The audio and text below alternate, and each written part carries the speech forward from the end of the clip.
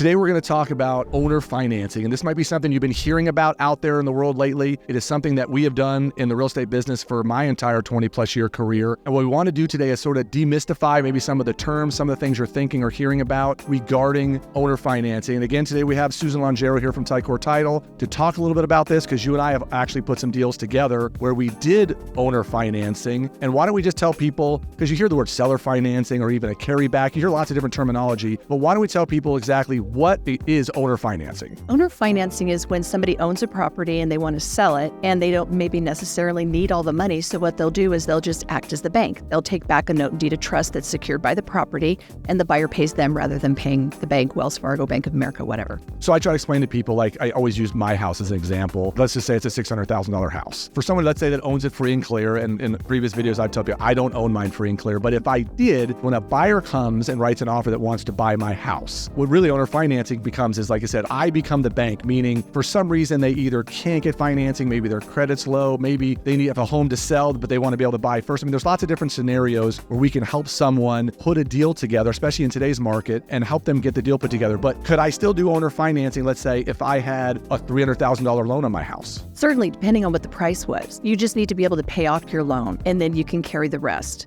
Getting into a whole different thing would be assuming that loan, if the buyer assumed that loan. So we're not going to talk about that right now. No, then it gets real complicated. But like you said, we keep hearing these things come up. And so let's give people the basics on how owner financing works. So let's use, again, my house. I own a $600,000 house, free and clear, and you come and want to write me an offer for my house. And so typically what you'd see people is they have some sort of down payment, and then they're looking for the rest to be financed. So what would you see, like sitting down with someone and you have the title paperwork or the financing addendum documents? What kind of stuff do you usually see as far as how the terms of these type of loans will work? Well, the terms can be unlimited. You can be as creative as you want. You can amortize it over 30 years, due in 30. You can amortize it over 30, due in 5. If somebody is going to be coming into some money in a little amount of time and they just want it for a year, you can amortize it over 30. You can do interest-only payments. There's unlimited amount of things that you can do. Typically what I see is when somebody wants someone to do owner financing, there's two types of situations where, let's say, for example, I did one years ago where we were going to refinance our house, and I had a family member that's like, hey, I've got the cash sitting around. Why don't we do owner financing with me? Because then they could earn more money than the money just sitting in the bank. And then I didn't have to go through qualifying a loan at a regular bank. So it's kind of a win-win for both parties. But when you see it in an actual transaction, like I just got an offer from someone the other day that had this exact scenario in there. And sometimes either people took a new job, or for some reason they can't qualify for traditional financing.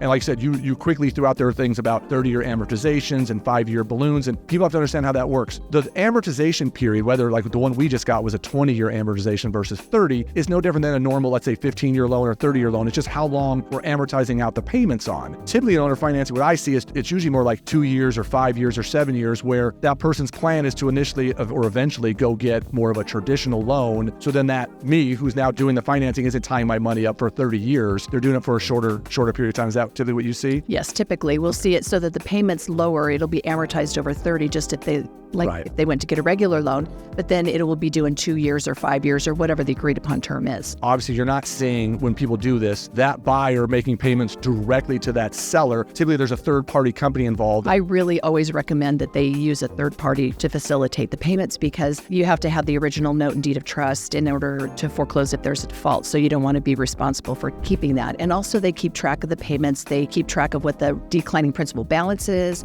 When the payoff is ready to be made, they can calculate the payoff. They do the reporting to the IRS. It's an invaluable service. Well, it ends up really becoming no different than if you were making your payment to a bank or a mortgage company. Use that third-party company. They take care of everything. It really works pretty smooth, and it's really inexpensive. How much do you usually see people charging for this? It's about $17.50 a month cost. Right. It's worth every cent of not having to manage all that stuff. It's a tool that I think people don't realize that they can use, and how it really, at the end of the day, it's simpler than people think. When you do seller financing, you're not paying for an origination. You're not paying for an appraisal. The cost to the buyer at close of escrow is really, really low compared to if they went out and got an institutional loan. So to look at the setup fee of $150 to set it up at the collection account and the $17.50 a month is minimal. 40% of people out there do own their homes free and clear. Those are the type of people when they're trying to figure out, hey, I don't want to sell my house, or I don't want to take all that cash. They have to understand there's lots of ways that those people can sell homes and make their money work for them rather than all being tied up or saying, hey, I'm going to get a lump sum check for $600,000 and now what do I do with this money? There are ways to sell your home and not have to take all that cash. And what percentage of deals, are you seeing this come through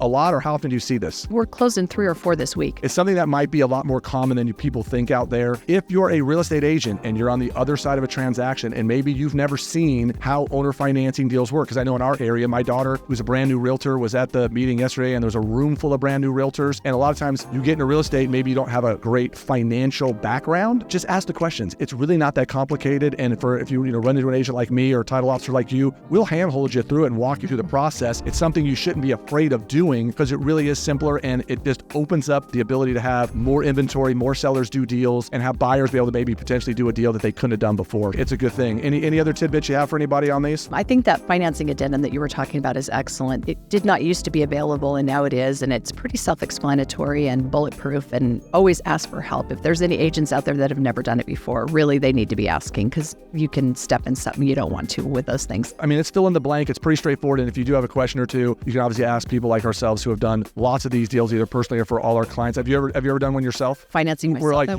Where either you were the one loaning out the money or no, you haven't done one personally. I've done it a couple times, and it's just a great tool for everybody. So with that being said, if you're liking the kind of content we're putting out there and want to know more about this, obviously we try to be more than just talking about Reno and Northern Nevada and more than just people buying and selling homes. We want you to know there's a lot of other things you need to know about this industry that can help you with that. Subscribe to the channel. If you have questions, by all means, send us a message. We're happy to help you figure out how to do owner financing.